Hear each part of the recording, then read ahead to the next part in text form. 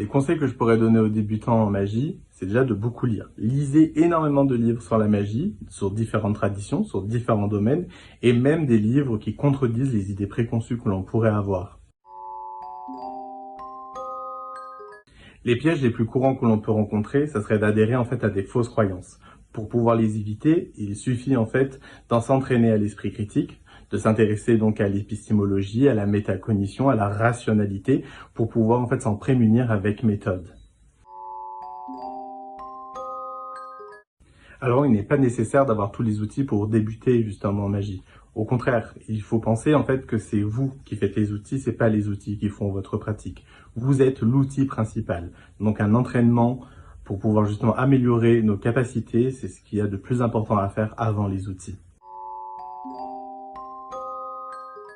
Pour savoir si une information est fiable en magie, il faut déjà remonter ses sources. Regardez voir si ça puise déjà dans une source historique.